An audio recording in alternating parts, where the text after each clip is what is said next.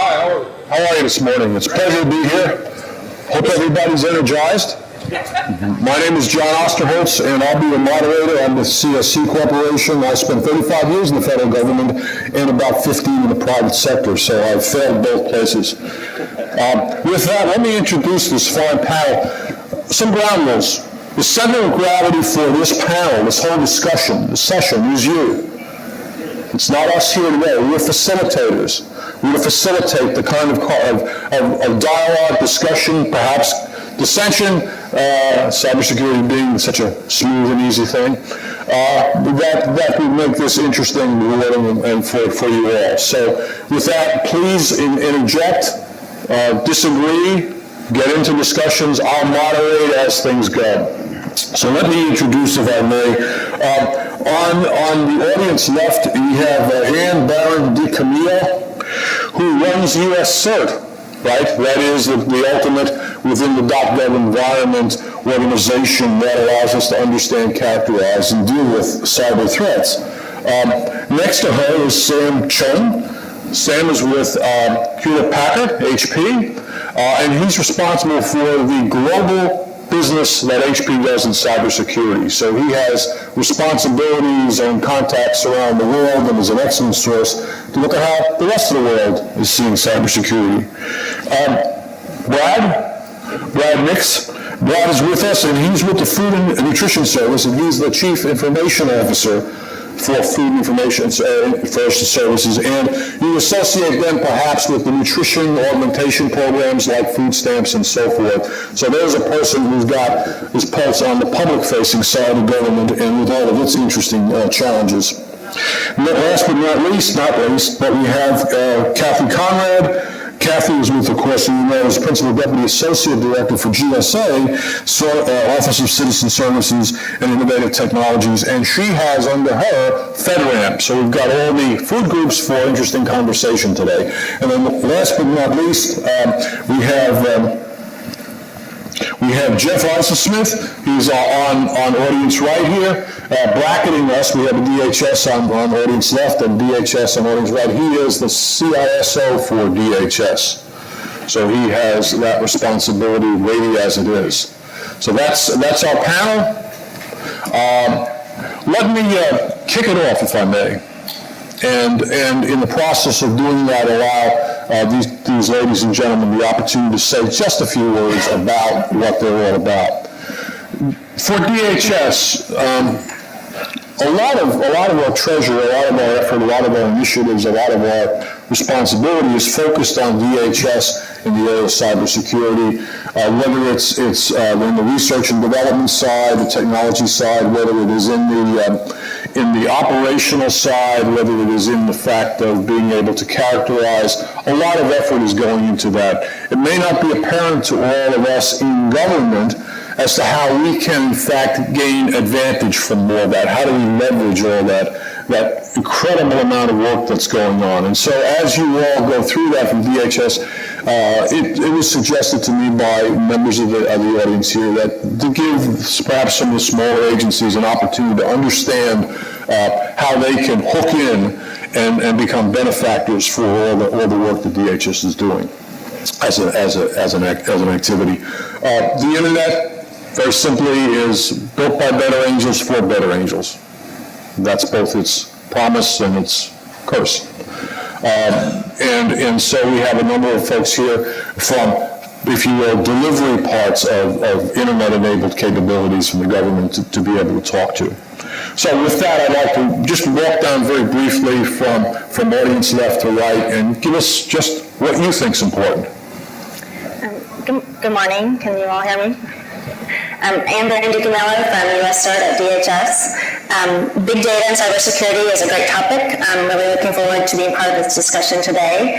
US CERT is among the big data folks within the industry and government. We ingest about 40 billion flow records a day, so that's quite a lot of big data that we're dealing with.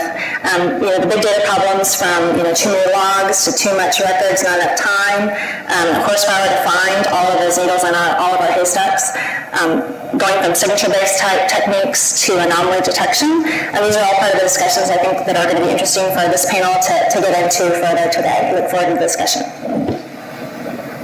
So first, on behalf of Hewlett-Packard, thank you for inviting me, and thank you for inviting us. It's quite an honor.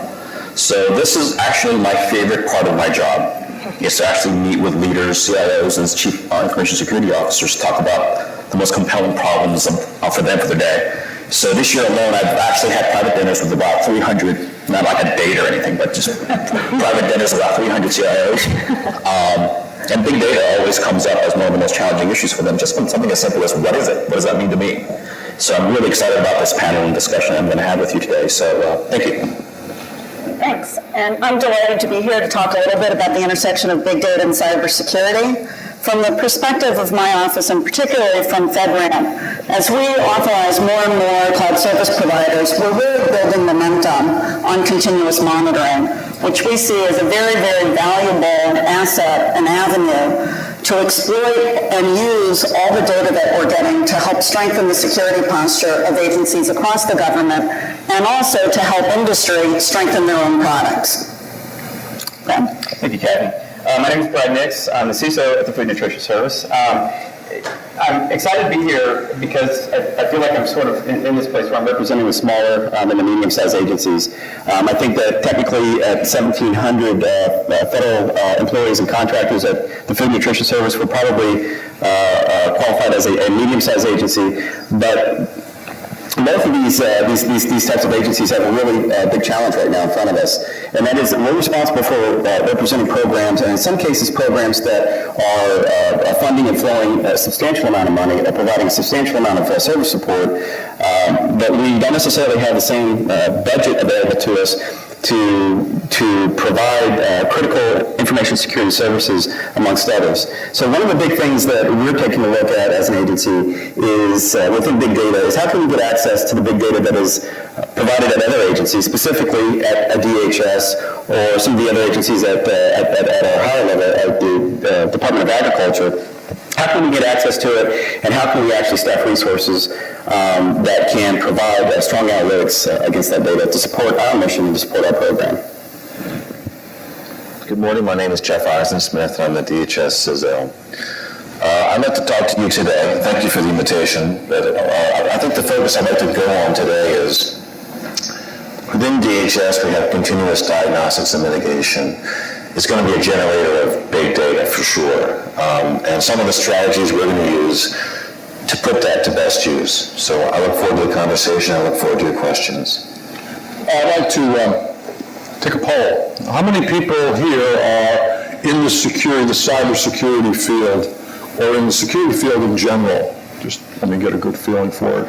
Great, a sizable number. The rest of you are curious, I understand that, or needed a place to go for the morning. So let me pose a question that I would like you all to kind of focus on and ask of the panel. Are we ready for big data? Are you security guys really ready for this big data? Do you know what it is? Do you know what it's going to do to your operation? Do you have the tools? Do you have the know-how? Have you thought it through? Any thoughts from the audience? We have microphones available for you to stand up, and we can have a portable microphone going through. So don't be shy. Engage, please. Any thoughts, any opinions on whether this is easy or hard? Yes, sir. Hey, that's, this is, if you... Thank you. I think we're definitely ready for the big data in cybersecurity, because if we look at just the stuff that's around us, like the routers and the switches, there's so much in data that is being generated, but it's literally sitting right there. It's being collected, some analysis has been done, but that has been done at a in different silos. So if all of that data can be aggregated in one place, and some kind of predictive analysis, big data, information can be done, I think we can absolutely create such a security and a secure environment that it can be phenomenal for the organizations. So the gentleman here has said to us there's a real benefit for actually getting this right. Are we close to being able to get this right? Sir?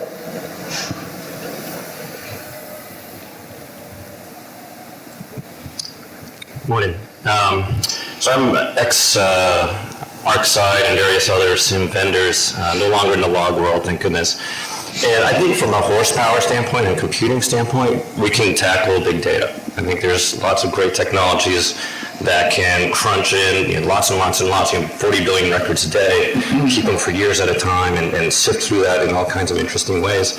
I think where the challenge is on the analytics side. And when I was in the SIM world, the one question that I never really had a good answer for from clients was, okay, you can run these predefined queries and look for these set of signatures or even do anomaly detection, right? But what's the thing that I'm not asking that I should be looking for? And we all know the bad guys try to make their stuff not look anomalous, so there's even a question about whether anomaly detection is really going to find the things that you want. And so the real challenge is, I've got X petabytes worth of log data or other different sources of information. How do you actually turn that into, finding those needles and finding things that you didn't even know to ask about? And it does make me think about, information sharing in general, because all of these different agencies up here, I hope that as you discover some sort of interesting nugget, that there's some secure way to be able to communicate that with your peers. And of course, that information itself becomes very sensitive in itself. You don't want to tip off that you've been discovered. So great. So let me throw some of this up to you guys. Gentleman here says technology's there. We call real whole. Right, but we're not sure that you've really got it down from a concept of operation point of view, and whether you've thought through how to share and so forth. And so if I think about it for a moment, and I look over at the head of CERT, right, you're in a position to get the benefits of all this digitization that's been going on for the past couple of years, and we digitize everything that plugs into the wall, and even things that don't. Are you ready? I would say responding, yes, we are ready. We have a number of initiatives that are rolling out this year to go from signature-based type IDS systems to IPS systems, looking for anomalous behavior, getting away from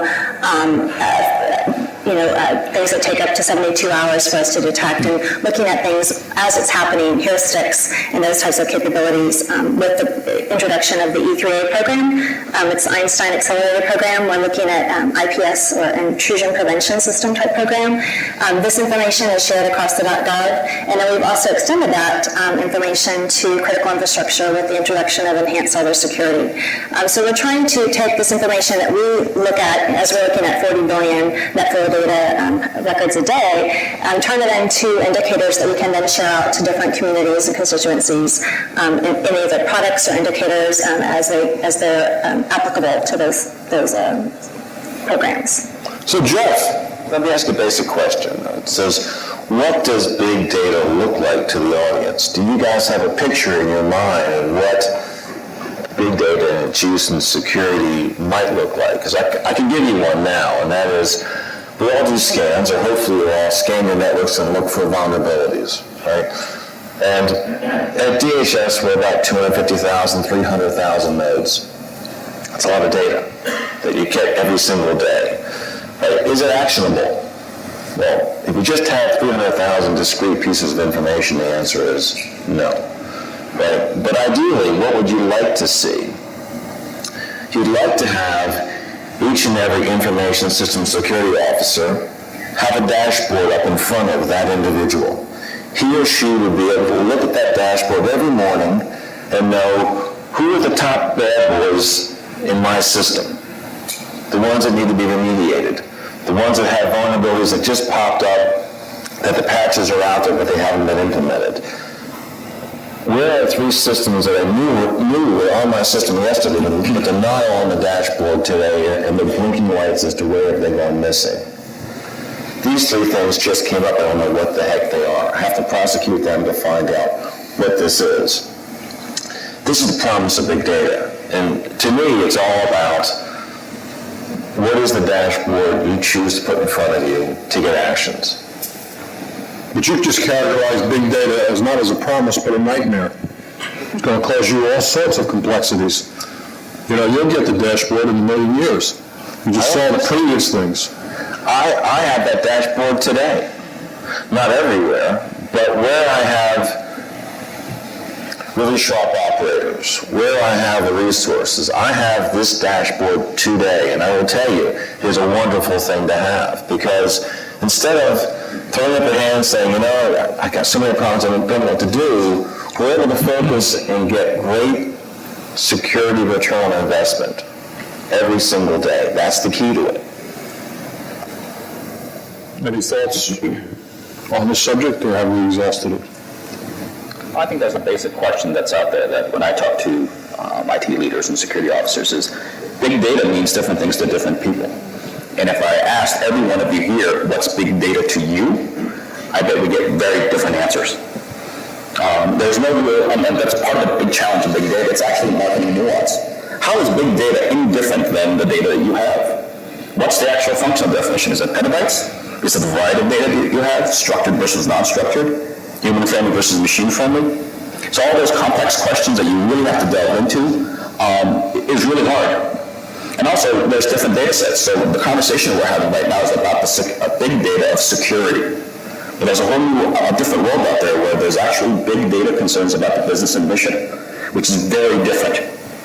And actually, if you look at the growth rates of the types of data, you actually see human-friendly information, video, audio, the ones that are incredibly hard for modern security controls and devices and technologies to actually have a way to understand.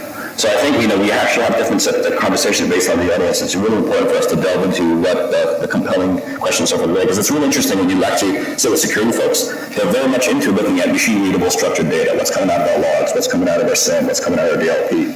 But you actually have a conversation with business owners. It's a very different conversation. How do we have exploding data growth in our video? It could be dancing cats if you're, but it's still a lot of data that you need to manage and control and have the infrastructure for. So I think that, we can have different conversations based on what our particular point of view is. So we have a fundamental issue here for those of you that are in the security world. One is those of you in the security world may have grown up with a really keen understanding of structured data in the form of log files, things of that nature, right? And that's what you think of big data, just lots of it. Whereas your business and mission people, the ones that are really kind of writing your report card at the end of the day, are thinking about it in terms of content and diversity of content, the rapidity at which the content changes. And the content may not simply fall into being characterized by structured data. So we have the potential of a strategic disconnect. Big data as the people that intend to use it for betterment of citizens, and then big data as the security professionals are thinking about it. Any thoughts on that? Yes, sir. You can do whatever you want. You can talk to my lapel. So the third element is, and we talked about it a little bit, is the bad guys and their access to big data. And they have access to the same streams of information and the same technology. So how does the security industry and security professionals stay ahead of that to make sure that the harm that they would do, the actions that we all take, allow us to basically continue to accrue the benefits without introducing additional vulnerabilities and threats? And I think Brad raises a good point. There's a difference between an agency like DHS that has a very robust dashboard and great visibility across a diverse set of data, and a very small agency that has a more limited view of the vectors into their agency. So Dan, I think part of that question is how do you share that information across the enterprise so that government as a whole and their industry partners have the advantage of what we're learning from all that big data. in a proactive way so that we can act from a risk posture or risk prevention posture rather than a defensive posture. Could it be that the very agencies that are going to experience the explosion of big data might be the least prepared because traditionally they haven't been big in the cybersecurity side? If so, that's an interesting question that stresses the need for sharing of data and puts DHS in a very interesting position. That's probably worth exploring. I think in the context of big data, many things will stay the same with respect to security of the data. I think we need to really, remember that. The fundamentals such as confidentiality or privacy of the data, ensuring that only those people and systems that need access to that data have access. The integrity, making sure that data is available and it's not altered, and then the availability, making sure that it's accessible whenever, wherever your users are wanting access to it. These things are not going to change if you are going to big data in the cloud versus what's in your internal network data centers that you run internal to your agency or department or industry. So I think remembering that the challenges associated with big data, if you're outsourcing that to a cloud service provider, is still going to be important to make sure that those three things are still monitored and are still going to be a challenge for security. But I think with the introduction of cloud, the availability aspect of that triad is taking the precedent. We want access to our data anytime, anywhere, from any device, and that's bringing additional challenges to the security professionals associated with how we can ensure that big data is securely taken care of. Yeah, and I would say that outside of the law enforcement community within the federal government, we talk about availability in security circles, but that translates on the mission side to enablement. I need to have the ability to get to the data, just like Ann said, when I need to get to that data. But we haven't traditionally,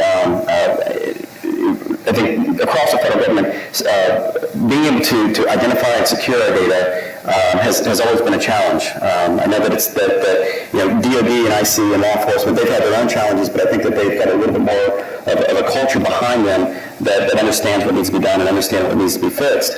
Outside of those communities, it's a much more substantial challenge to make sure that your mission owners understand what the risk is, what the risk is to the potential that this data that they might not consider to be sensitive, when taken and aggregated with other data, all of a sudden it does become sensitive information. And you're talking about mission owners that have come in to run entitlement agencies, or they've come in to run service agencies across the federal government that security is not where their heads are at right now. And so from a mission perspective, that's a really big challenge for us. So the internet built by Better Angels for Better Angels. The four Better Angels are all those people that were just described as trying to provide and make better our lives. They're not necessarily in the Defense Department or the intelligence community, and yet they're going to be seeing the brunt of this. Let me just say three words that associate themselves together to see if there's a reaction from the group. Big data, cloud, and bring your own device. How do you guys feel about that, taken together? So I guess I'll start the sticky answer on this one. So bring your own device has been, it has run the gambit. And people have asked me quite often, is this a security problem? And the answer I give oftentimes surprises them, in that, to me, if I can do things like say terminal services, where what is on that bring your own device is a screen scrape. From a security standpoint, I'm not so worried about it. There are other concerns though. Many of them are, if you actually have data residing on that bring your own device, and say you have the average cost of a bring your own device for an organization is, say, $700. People have some high-end stuff, or they have iPads, or they have tablets. If you have a major spill, if you're a government contractor, or you're in the government, and you had the SCI spill at H high side, what does the intel community say you have to do with that device? What is the remediation method for that? It's about a 7-pound hammer that you smash it with. Are you equipped within your budgets to be able to replace those devices on a repeating basis? That's a significant question. While you're pondering your views on that, I'd just suggest that if there are any shy people amongst us, you can question online. I'll be the only one that'll know about it. And I'll get it on this iPad. And so the demonstrator was just talking about, does anybody have a hammer? I will show you it's not my iPad, so I really don't care. But I thought it would be an interesting discussion point just to underscore what was just said. And the other takers on this sticky issue, the trilogy of cloud, big data, and bring your own device. I think that there's a mobile track here in ELC as well. But I think that, and I'm only putting that plug in because I've been pretty heavily involved in the mobile group, and they are talking about a lot of this stuff as well. And I think that we need to really put a lot of time and attention into solving the big data cloud government furnished device problem. And the BYOD, it's not going to go away, and there's certainly a use case for it throughout the federal government. And I've talked with representatives from everywhere from DHS to Marine Corps, to a lot of smaller agencies like myself. And there's absolutely use cases for it. But this is a new thing that's going to take time and patience for us to solve. If we can solve it within the GFE space, within the government furnished equipment space, we're not going to be too far away from solving it in the personal and device space as well. Yeah, go ahead. Well, I was just going to point out, I think that highlights that really we need to be focusing on the data rather than where it resides and how it's transported. The data itself needs to be secure, and certainly we need to address those issues of cloud and mobile and BYOD, but we really shouldn't get so focused on those sort of use cases that we lose sight of thinking about the data itself and what we need to do to make sure that it is truly secure, independent of where it is and how or where it's moving. We're going to come back to that. I'm sorry. And the example there, I think, that Kathy is pointing to is the military has come up with a reference model for cloud security brokers, and it's focused specifically on the type of data, unclassed all the way down to classified information. And the relevancy from the requirements of what kind of services you need it takes away from the service provider and puts the onus on the type of data that you're going to put into the cloud. It's a great reference model for this discussion. I promise to come back to the data question and security because that is quite a sea state change, and I think it works. But we have a gentleman here I want to recognize who's been kindly waiting to give you both his barrels. Thank you all for coming. I'll be a part of the 800-pound gorilla in the room on DOD. Oh, great. I support the warfighter. I support the people who are out there, and every single soldier in the Army, as part of the Army smartphone project, gets a smartphone. Most of them have iPads. There's a special pocket in the pants of soldiers going in theater where they put their iPad. It's protected, it's padded, and so on and so forth. The whole idea of cloud, when you have an engaged warfighter in any of 133 countries where we have conflict right now, that the whole idea of cybersecurity and what do they have access to in real time, and do they have access to real-time video and access to a lot of other things, makes my compatriots and my friends at DISA and whatnot, they stay awake at night late. So the whole idea of cybersecurity from the world's largest training organization and DOD, as opposed to the folks on the other side of the river, is sort of pale by comparison. Our needs and our wants for cybersecurity are rather unique, and our friends in NATO and our friends in PFP and our other allies, you might be an ally one day and the next day they're not, and what do you do with their access? So you're just a statement. You're at the Department of Defense. Let me give you a chance to answer.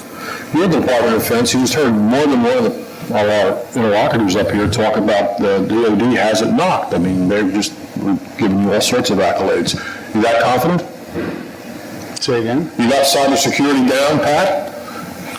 No. Okay. No. So My particular command, we are waiting for somebody in authority to knock on our door and say, this is the way we will do it. And until such time, we don't do it. So you're the control machine. We can't do anything with the Army smartphone project at Fort Bliss until Fort Bliss releases it. And that it has all the bells and whistles and everything else taken care of. Sometimes we have to crawl and crawl and crawl and crawl before we get to where we want to be. It's frustrating for a lot of us. Those of us who are professors, trainers, the robo-professor from last night, standing right here, we have difficulty dealing sometimes with, I have a student who's in Afghanistan, and he's texting me or he's emailing me from a foxhole after chow, and he wants to do X, Y, and Z, or his sergeant wants to see a video in real time. These things, I can't say no to these people. But the people in cybersecurity, who we call the doctors of no, tell me, no, you can't do that. You can't tell them that this is, and it's going to be very frustrating. So let me begin. I'm sorry, I'm just venting. Let me begin to answer this. So I am with you. I agree. Mission always trumps security. One of the first questions I ask my security staff is, why are you here? Why do you come in every morning? And if they make a mistake of answering that I'm here for security, I tell them that's the wrong answer. We're here for mission. Mission trumps all. You have to try and do it as secure as you can, but at the end of the day, security always does trump all. So the old security was no, don't ask me again, and the third time was talk to the hand. Right? The new security is all about how can I enable the mission. So in government, as we begin to make this seed change to get to enablement, there are still pockets out there, you'll find them, that are, as you say, the Ministry of No, but I think you'll find there's a lot of us out there that are getting to yes. And just to follow up on what I was stating earlier, DISA is the author of the reference model, and they are trying to adopt that. So it's getting away from the highest security level associated with every single type of system to those that make sense for the data that's housed within that container. So you don't have to have the highest level of classification or security capabilities associated with video if it doesn't have the sensitivities associated with it. So they are trying to roll that out in conjunction with the FedRAMP program for the cloud service providers. But it is a new initiative because of the feedback that they're getting from folks like you. So no, I understand that. It gets very frustrating sometimes because, for example, the iOS STIG for iOS 6, the STIG for iOS 6 was approved a little while back, but 2 days after it was approved, they released iOS 7. Okay, now we're still waiting for that. And we're going to be waiting for that for weeks or months, and no. So there's a lesson here about trying the same thing time and time again and getting the same bad result, right? And years ago, I recall in operation being in the military at the time, and it was an intelligence officer who had some really interesting stuff that had to tell us to allow us to be both successful and survive. And he said, but I can't give this information to you because it is top secret and Oglethorpe level 3, and there's only 2 levels. And to which case my commander at the time, being a young lieutenant, he looked and said, don't worry about that. He takes out his poncho, which is a plastic thing you throw over your head, right? You know exactly where I'm going. Threw it over the 3 of us, took out his flashlight, said to the intelligence guy, now talk. That's the kind of expedients that go on, whether the policy people like it or not. So here we're having. We can't keep up with the commercial world's iOS. That's an absolutely great observation. Thank you for making that observation. You're not gonna. Why? Because that iOS is formulated for a product line that is satisfying the needs of millions of people, right, who pay money for it. right? And so that's not, nobody's going to hold that up waiting until the Department of Defense or any government agency becomes right with it. So, my God, we're not going to get there by taking a purely infrastructure approach to cybersecurity, where frankly we've all been for many, many years, right? So I think the government has this advantage, and I see this actually looking at cross sectors. In the commercial world, actually, the concept that mission matters the most is actually pretty inherent. For them, business matters the most. So the understanding that you can actually take risk, be able to quantify it, and actually accept risk is pretty well accepted on the commercial side. So one of the dinners that I've had was a chief information officer for an NFL franchise. And I'm not going to name who, but it's the former CIO of America's team. So that should hopefully. So we were having this discussion about security, and and part of the discussions about, we talked about big data and security. Actually, what we're really talking about, how do we take the tools and techniques that we use to get insight from big data, and how do we apply that to the security side? And his answer to me was, why would I want to do that? And I said to him, what? Big data analytics tools cost a lot of money. The analysts are expensive. We got a franchise to run. We got to sell concessions. I'd rather apply those tools and technologies to where it matters the most to my franchise. So that inherent concept of looking at big data and the tools and techniques and whether it's applicable or not, and then the commercial side is a very distinct advantage. They're actually driven by that efficiency, cost, business value that I think government actually sometimes struggles with. So we in the commercial, the private sector, as we like to call ourselves, have an advantage which we can monetize things much easier. Yeah. Even though we brag about our scale pales in comparison to the work that you all are involved in. So frankly, we look like we can do it better, but we're not sure if we were standing in your shoes, we'd be considerably better. So that's something that comes from being on both sides of the aisle. I said this is for shy people. This is also for people that are not here. And they're not here because they're not shy. They're just not here. So we really like you all that are following on the webcast to kind of get on it. This is the information age, guys. This is the time to use the tablet and stop me from picking this thing up looking at a blank screen. I want to get back to, I think, an important point. Are you standing, sir, to address? You're standing, good. I do want to get back to the data issue because I think that's a sea-state change, but I always yield to a person that thought enough to stand up and ask a question or make a statement. So, ma'am, it's up to you. Actually, I think I'll take you back a notch before you move ahead.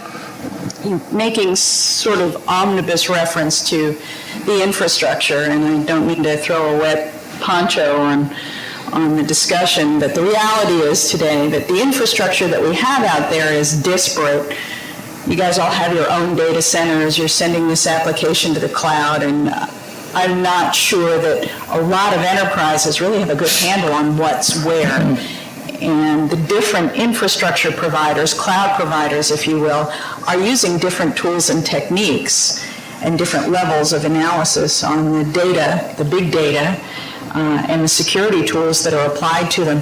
How do you guys all, and I know, Kathy, you've addressed this topic, some GSA's own infrastructure is in a lot of different places. How do you look at that, and how do you intend to tactically manage those disparate infrastructures?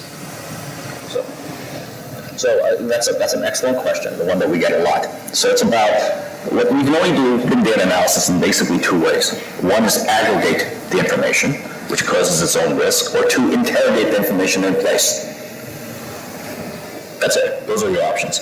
And the weighing and balancing of one versus the other, whether we aggregate, whether it's the metadata information or actually the content information itself, or to actually look at the data in place, whether it's in a mobile device, in a data store, or a cloud, they're both tough challenges. And I think the big debate that's going on right now, which is the right answer, and I wish I had a crystal ball that says this is the way it's done. But it's one of those things that it's such a new and nascent field, how to actually get meaningful insight in a large, diverse data set, business and security, and putting them together. Yeah, I don't think, if there's someone with a clear answer to that, I'd love to hear them, but that's a question that comes up all the time. When we actually have diverse data sets that includes business and security, how do we get insight out of them? And is that insight worthwhile? That's a key question that I think to me, I call it science fallacy. Is all insight of value? is it worthwhile? And I think those are key questions that we haven't thought about, because it's an enormous investment to actually do this. Go ahead, Ted. The other thing that is relevant is that one of the advantages of FedRAMP that's emerging not just for government but for industry as well is that it's a forcing function for cloud providers to really clearly define their boundaries. Because one of the issues has been that as more and more systems move to the cloud, those boundaries have not always been very, very clearly articulated. So as more and more cloud providers are able to really define and understand their boundaries and then test on an ongoing basis the security of systems within those defined boundaries against the controls for which they're responsible, that provides a very valuable store of data against a discrete set of infrastructure. So Beth, I have a question for you. Each provider, are you aggregating the information that's been provided about the security of each environment higher up, or are you actually looking inward, interrogating each cloud service provider? So we're getting discrete data from each cloud provider. We are aggregating that, or we are sending all of that data on a monthly basis to the Joint Authorization Board of DoD, GSA, and DHS. It's also being included in the poems that are sent out to customer agencies of those cloud providers. We are not yet at the point where we have a sort of a global database of all of that data aggregated that would give us a more complete and robust view across government. But I think that's the promise that we hope to get to as that data store grows and as more and more agencies and cloud providers have more sophisticated CDN tools. So I think what we're seeing, in a very clever way, FedRAMP being one example of that, is a recognition, and this gentleman from DoD who said, is there somebody that's going to tell me what to do, is governance. So I think infrastructure governance is becoming an important topic, and the need to actually do it in some way that is sustainable, to use our speaker last night's point, is really necessary. What also appears to happen, and was brought out very nicely early on, I want to come back to this. I want to kind of look at data and analytics in the last period that we have here, is reference to perhaps a new way of looking at this problem, which might free us up from the house-to-house fight over infrastructure that we're going to be involved in as we try to govern ourselves. And we're not particularly excited about being governed by somebody else. Governing ourselves is good. Being governed is not good. We're Americans after all. So in the space of the last 6 months or so, although it has its roots for years, but it finally has gotten kind of in front, organizations in the federal government, Defense Department, DHS is looking at it, has said, well, isn't the majority of this problem about data? I mean, last night we saw the future of data, and the answer was more of it, diversity. Its utility will be in the beholder of an individual, and that's good. So governance kind of became less apparent in any of that presentations last night. You didn't see anybody saying no to anything. So the question is, maybe there's another paradigm here that needs to be drilled out a little bit that says secure the data, provide the basics for people who generate the data to generate it securely at its origin and handle it appropriately as it moves, whether it moves in a cloud or it moves down a wire or it moves through somebody's fingers to a Morse code key. So this whole idea of data as being a recipient of attention for security purposes, not standardization, we tried that and died on the way, but from the point of view of security purposes might be useful, and I'd like to ask you to kind of lay that out, and then anybody else, DoD or whatever, kind of chime in, please. So I think one of the things I wanted to focus on is big data solutions can help us in a number of ways, including creating better baselines for anomaly detection. So the introduction of continuous diagnostic monitoring capabilities will help create those baselines across our different organizations, no matter what operating system you're running or what type of hardware that operating system sits on. Those baselines will help us better detect anomalies within our infrastructure so that we can ignore the benign and focus on very quickly on those things that are outside the norm. Indexing, pivoting from different traffic and system characteristics to analyze those novel threats. Another aspect that big data will also help us increase the security of our situations and our postures. And then rapidly accommodating and processing those new sources and types of information are a final benefit from big data that I see from a security perspective. I think the Department of Defense is a large IT budget, probably rivaling the aggregation of all of the federal government agencies, and it's becoming very enamored with the idea of protect the data, be that the focal point for your thinking and planning, your specifying, and roll that out. So policy will follow, I'm quite sure. There's a framework already up that is allowing, it's catching fire. Those of you that are not involved in that are in the security environment, you probably want to. And those of you who are not in the security environment, perhaps more importantly, ought to, because this is your chance to make sure this apple comes out right without the built-in worm, no pun intended. So is there anyone here that understands what was just said and has an opinion on it? Yeah, I do. Okay. I think this maniacal focus on big data in some respects is very bad.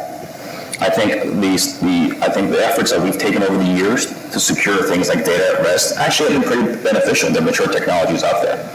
What we don't focus on is where human beings interact with data. We're not like Rain Man. We don't talk to data in its own. Some people can, I guess. But our primary interface as human beings to data is actually applications. And we as an industry and as well as technologies do not focus enough on securing your primary interface to information, which is apps. And I think it's one of the most least spent and invested area of security, application security. It's where I think there's a critical point where we do things well on the infrastructure side, but do not do as well on securing applications. I think that's where we were starting to see, if you look at the threat reports and threat vectors, a lot of those threats are migrating to. So I think in some respects it's good to talk about, yeah, it's big and it's diverse and it's growing fast, but there's actually some points where we actually have to focus on where actually that data is being used or consumed by people. Yeah, I think, go ahead. You're more important than me, come on. Yeah, that's hardly true. We have any other discussion? Another side of that human discussion also, I think, is when we talk about big data, we talk about it not from the mission enablement side, but from the cybersecurity improvement side. One of the big questions that we need to ask ourselves is who's actually going to do that analysis? We're struggling right now just with our compliance requirements, our infrastructure security requirements. Getting into CDM. You're talking about a workforce that's already pretty strained as it is. So one of the questions that I throw out to you all, as Jeremy asks this question, for you all to think about is, when you talk about big data, there are people out there that just specialize in being able to provide advanced analytics on big data sets, right? So do the people that are providing that advanced analytics on big data for security, do they have to be security professionals? I mean, is there an opportunity here to take some of the things that we've learned through big data analysis in the financial markets and big data analysis in other markets and industries throughout the private sector, and take those concepts and those thought processes and apply them to security and apply them to the baselines that they're working so hard at U.S. CERT to establish, to come up with new and innovative ways to actually look at that data. We're going to come back to that, and we're going to look at analytics and data. And so I appreciate that, but I do want to segue this gentleman for his comment, and then we'll come back if he doesn't bring it up. I may pick it up. Jason Miller, Federal News Radio.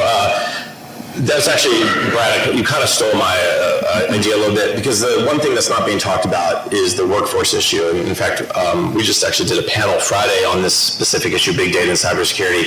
And one of the big things that came out was the lack of ability of people, the analysts, to analyze data. Or it's not that they can't, but there's not enough. And then, so I'd like to hear maybe start with DHS and maybe then work to the middle. How are you guys finding people? Do you have enough people to analyze the data, to really truly understand what's happening when you look at the audit logs, when you look at all this, the dashboards, as you said? You may say, yes, this is red, but what does that mean from there? How do you fix what's red beyond, oh, we got to patch it? I mean, that's a simple thing to say, but do you have the people who can actually make that happen? Because I think the workforce issue in this conversation is the one missing piece that I think people lose sight of too often. So the one ubiquitous thing we can all say is that security professionals are as rare as hen's teeth. And the food fight for getting, retaining, and training is getting all the more challenging. I think the way I see it is, as the rest of the world wakes up to the need for security, the pool hasn't really grown significantly, but the need is. So DHS is working with NIST and a number of other organizations with OPM. The NICE initiative is one where we are trying to get the workforce up and trained. One of my challenges is that as I move away from the compliance model and into a real security model, I have to retrain many of my troops.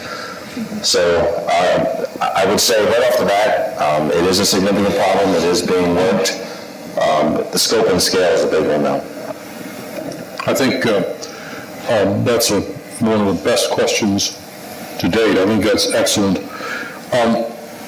The government had a similar problem it faced in the 90s, and it was imagery analysts, people that looked at pictures that came from your commercial orbiting satellites and high-altitude airplanes and the like, and they made sense out of for a customer. Yes, this ground is hard enough to put a building on, right? This river flows all year. The bad guys are over here. That hole in the ground is really a silo, and we can look inside. And then the people that were able to do that, the big data of the day, which was that imagery, and that was big data even by today's standards, generally thought of as big data, were in very short supply, maybe 1,000 of them, the entire federal government.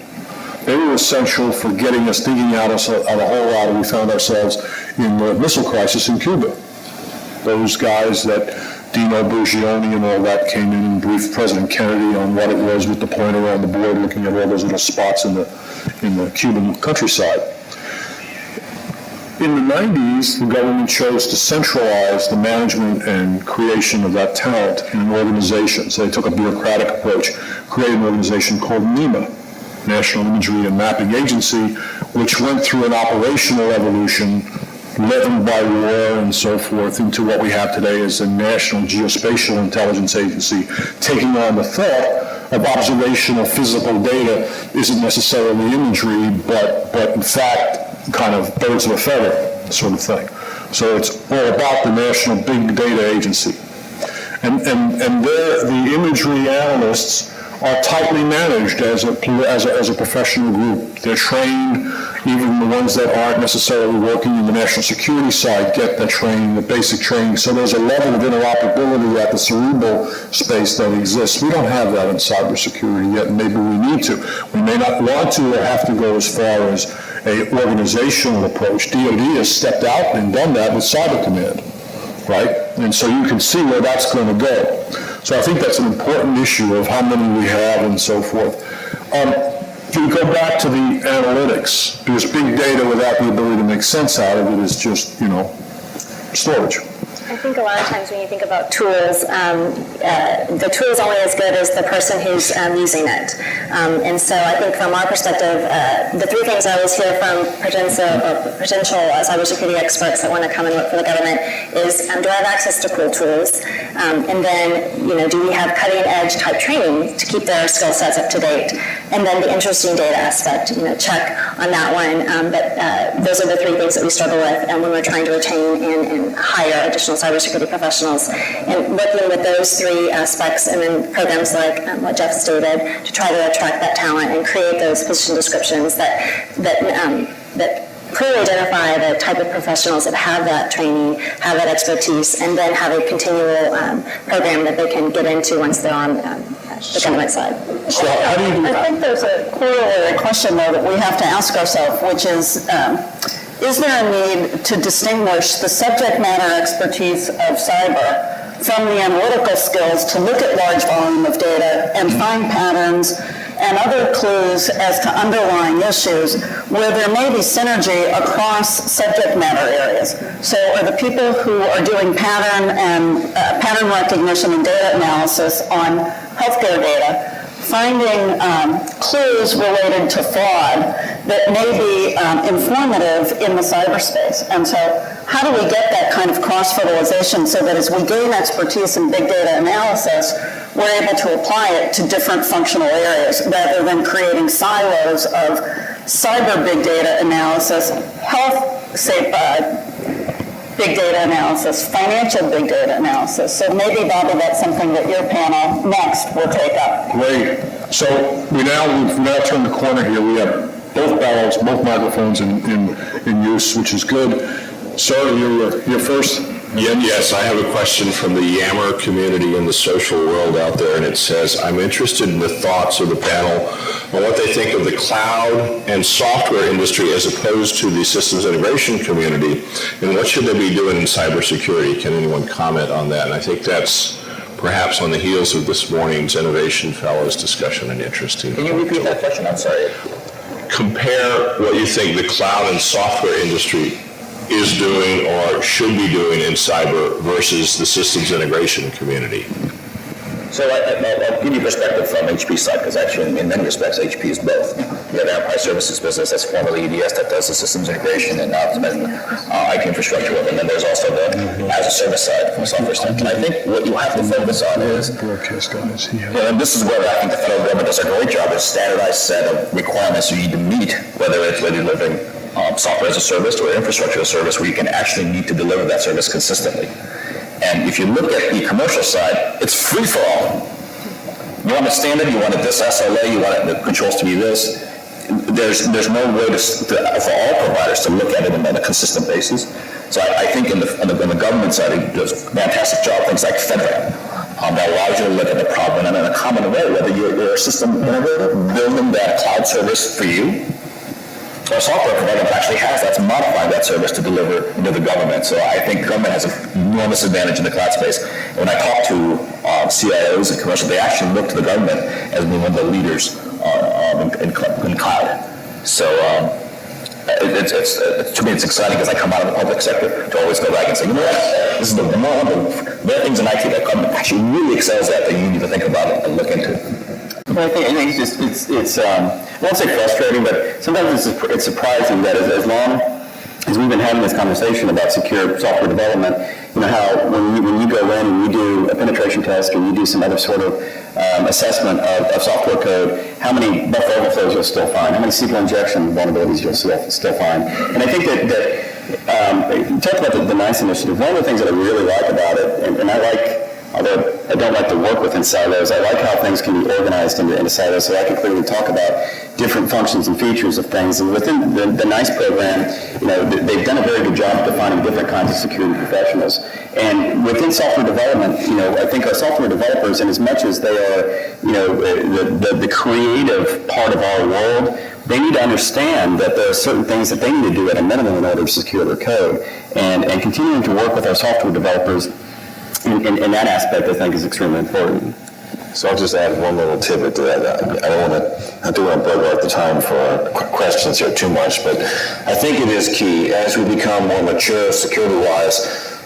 We're always going to have the time pressure of time to market, right? You have a great idea, but if you really spend a lot of time on it, getting it to market, you're going to be beaten by every competitor that's out there. Security has historically been seen as an impediment to time to market. How do you get past that bridge? People that are in the agile domain, doing agile programming, if you put security into your testing framework, that everything has to get checked in before it gets a flag that says this is a live data set, that's the way forward. Put security into your burn down list. It's about being mature consumers to say, if I'm going to go agile, this is going to be a part of it. And as you pick a vendor, make sure you see they have security chops, because what you'll pay after you deploy is a whole lot more than what it'll cost you right up front. Congress this year and the previous year in its authorization language for defense authorization directed to the Department of Defense and their software developers to perform static testing on all applications that are used within the department or the intelligence community. So it's getting to that stage where you're starting to see congressional involvement. We have two. Sir, you were waiting, and if you don't mind, I'll defer to him. We've been hearing a lot about all of these great new things that big data is going to allow us to do in terms of security, but everything thus far that I've heard is around still protecting, defending. And at some point, I mean, even our security guards, in NFL franchises, they are told, these are the rules of engagement. You're supposed to protect the stadium, protect the team, but if something happens, yes, you are authorized to shoot back. So the question is, talk a little bit about rules of engagement in terms of the federal community, the federal systems, and is defense and protection the only posture, or are there now some possibilities to go beyond, and what should those rules of engagement be? This is what I'd like to take. So rules of engagement. Under the old paradigm, legislation that we follow right now is the Federal Information Security Management Act, FISMA. Right, FISMA was created in 2002. Last time I checked, a lot of things have happened since 2002. It's time to update how we do security. FISMA, as it's deployed, is very compliance mandated. It's not really looking at security. When you marry that to the OMB document called A130, what occurs is CISOs like me, my guys, aren't risk executives so much as we are people going down a checklist to verify that everything is done, whether it has value or not.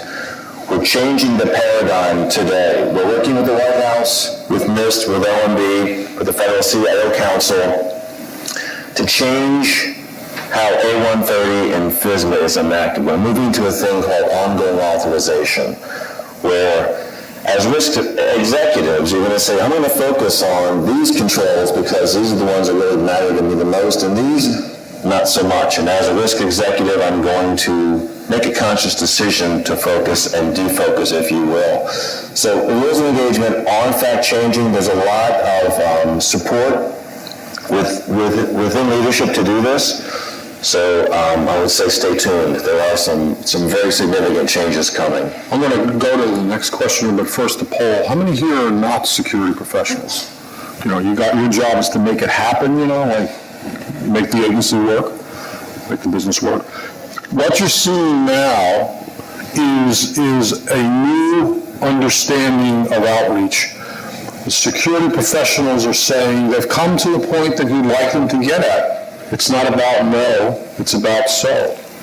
And this is the time for you to get it your way, to get your voice into the security equation. It didn't happen before.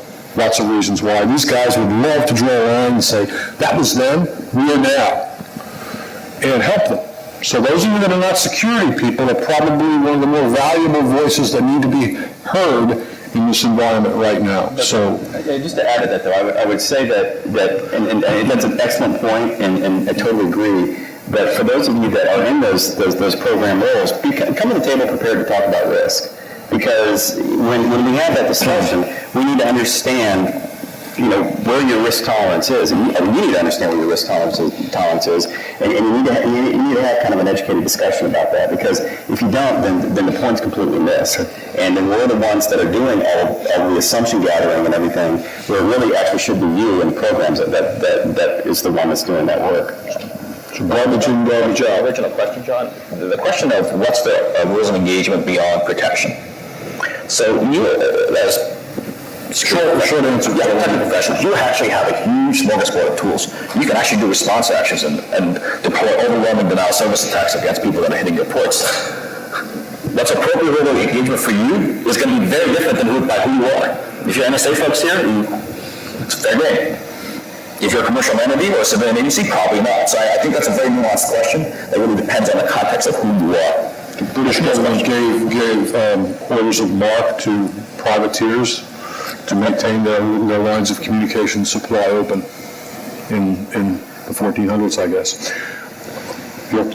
So you talked a lot about tools and different ways, security costs, and that's one of the complaints from your application development, so people are trying to put codes into systems, right?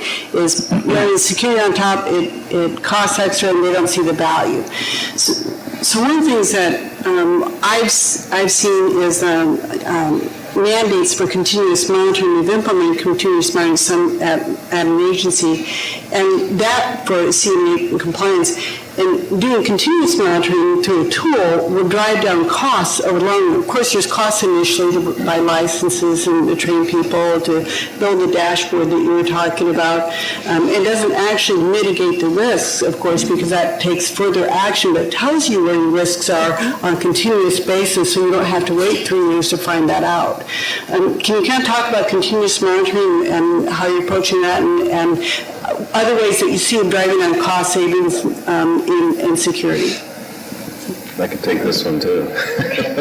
Sorry. All right. So let's take a look at what we were doing across the federated space of .gov. Right. We were a patchwork quilt of either compliance or non-compliance.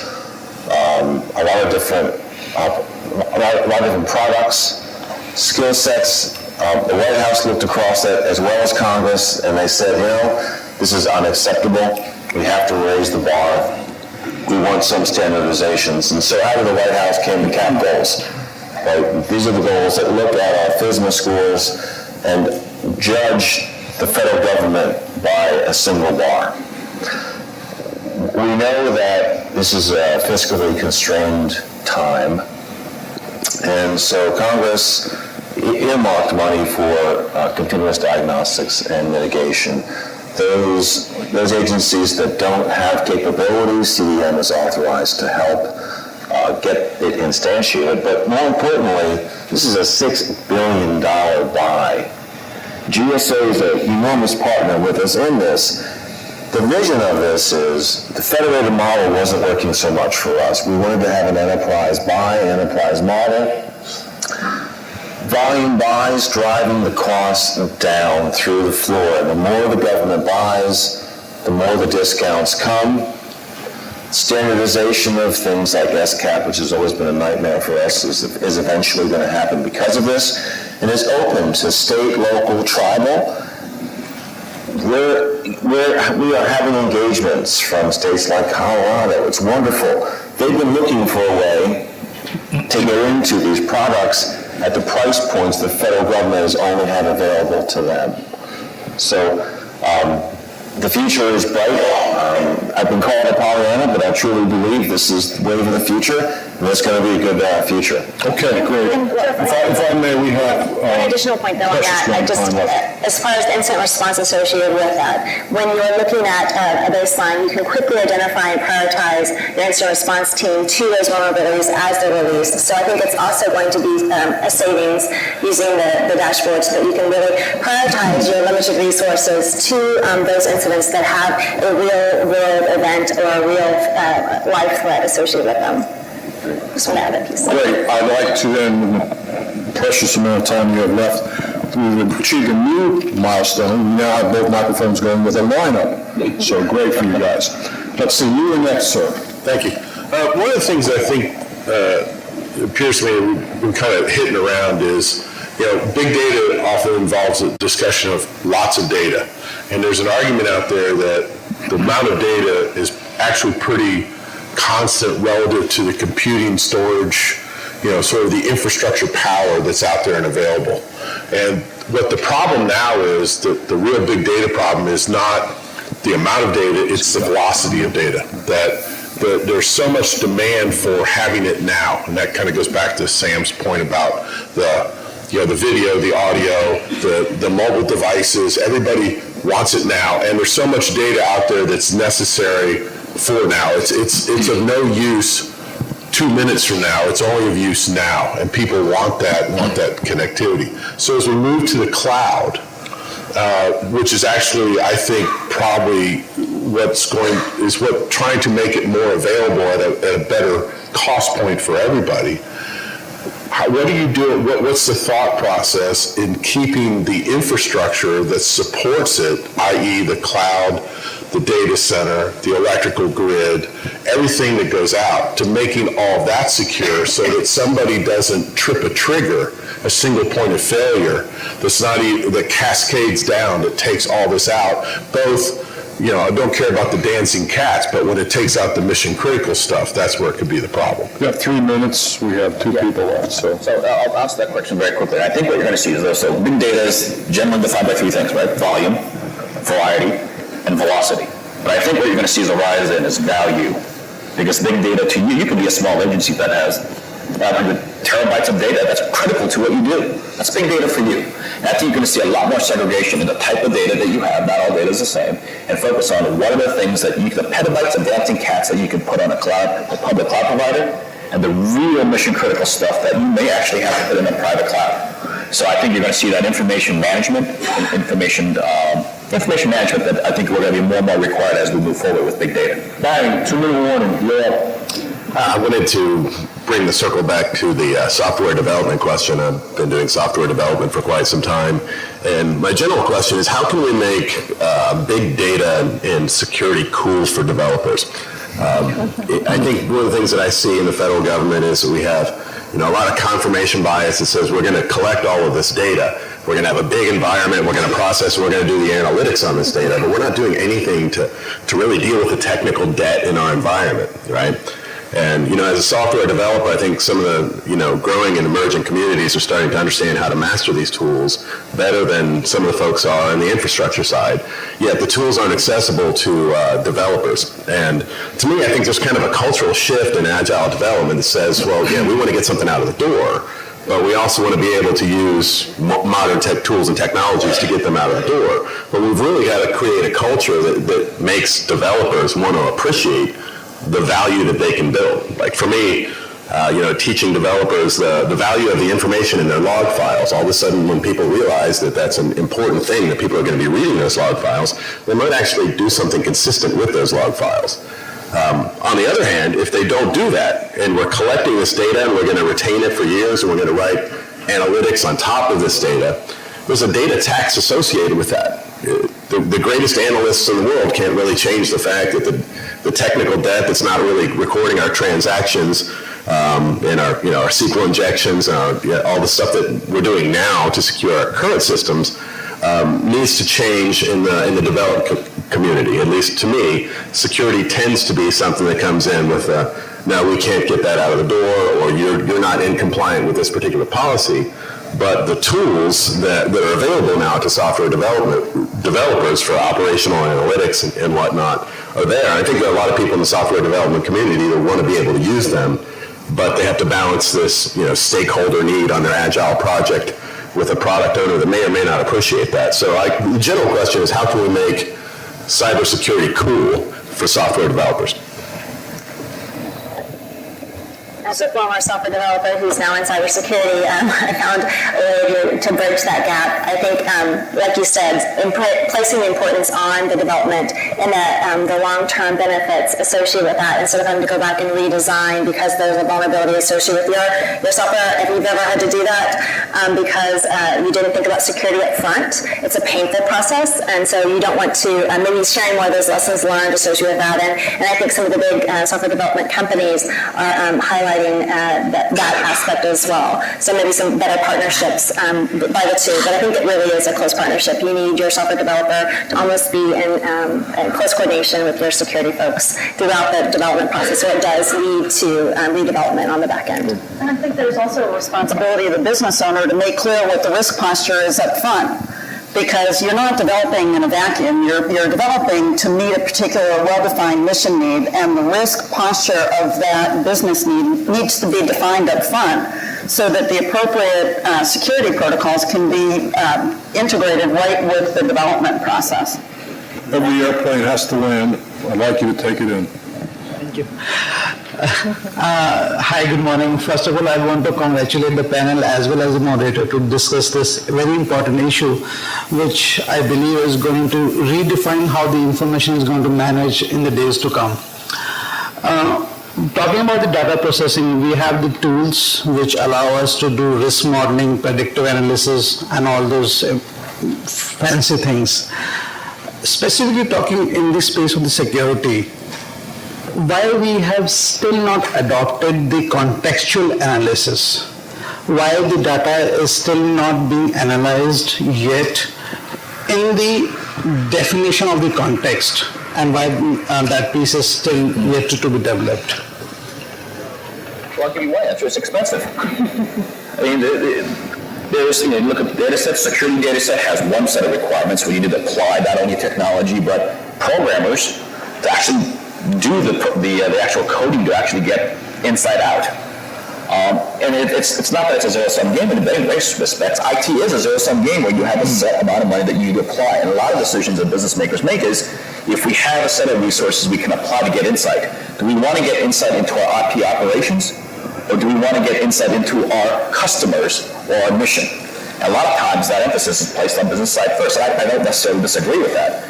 But and what's good is that in those Moore's Law, things do get cheaper over time, approximately over 18 months. I think you're going to see a lot more in it. But right now, I would suspect all of you here, if you have analysts that understand analytics, I bet you they're being applied on the mission side, and not necessarily on the IT side. I think that's natural. Last words, anybody here? Others? Okay, great. Let me remind everybody that there are CEUs, continuing education units, available for you to pluck off the ELC website and get repaid a little bit for the calories you expended here today. And also on behalf of the interlocutors, ACT, IACT, myself, and I hope some of you all deserve a round of applause for being interactive and on spot. Thank you very much.